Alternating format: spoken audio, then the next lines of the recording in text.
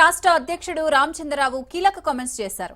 ఈ ఎన్నికలు అసలు పోటీ తమకు ఎంఐఎం పార్టీకి మధ్యేనని బీజేపీ రాష్ట్ర అధ్యక్షుడు రామచంద్రరావు అన్నారు.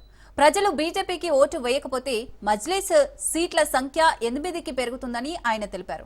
హైదరాబాద్లోని బీజేపీ రాష్ట్ర కార్యాలయంలో రామచంద్రరావు అధ్యక్షతన ఉప ఎన్నికపై సమీక్ష సమావేశం జరిగింది. ఈ సమావేశానికి కేంద్ర మంత్రి కిషన్ రెడ్డి, పార్టీ ఎంపీలు, ఎమ్మెల్యేలు హాజరయ్యారు.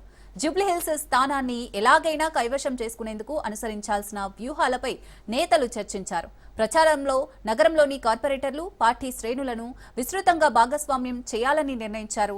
జూబ్లీహిల్స్ లో ఎంఐఎంను ఆపాలంటే బీజేపీని గెలిపించాలని, ప్రజల్లో కూడా బీజేపీని గెలిపించాలనే ఆలోచన బలంగా ఉందన్నారు. జూబ్లీహిల్స్ నియోజకవర్గానికి బీఆర్ఎస్, కాంగ్రెస్ పార్టీలు చేసిందేమీ లేదని ఆయన విమర్శించారు.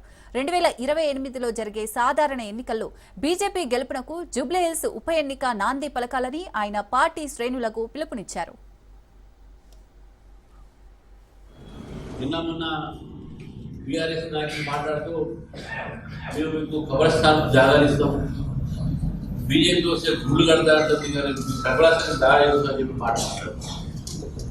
మరి కాంగ్రెస్ పార్టీ వాళ్ళు మీ క్యాండిడేట్ గతంలో క్యాండిడేట్ గుర్తు పెట్టి మీరు మాకే ఓటే అని చెప్పి వాళ్ళు మజ్లిస్ పార్టీ వారి పెద్దలను కూడా అసెంబ్లీకి వస్తుంది.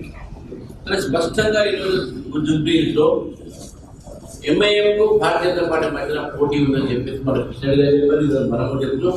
ఇది వాస్తవం. కాబట్టి దాన్ని దృష్టి పెట్టుకొని జూబ్లీహిల్స్ ప్రజల్ని అప్రమత్తం చేయాల్సిన అవసరం ఉంది.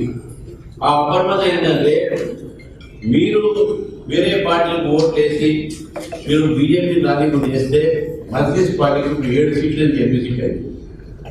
దయచేసి హైదరాబాద్ లో మజ్లిస్ ఒక ఏవైతే వాళ్ళు చేస్తున్న అరాచకాలు అది ఆపాలంటే బీజేపీకి తీసుకొని రావాలి.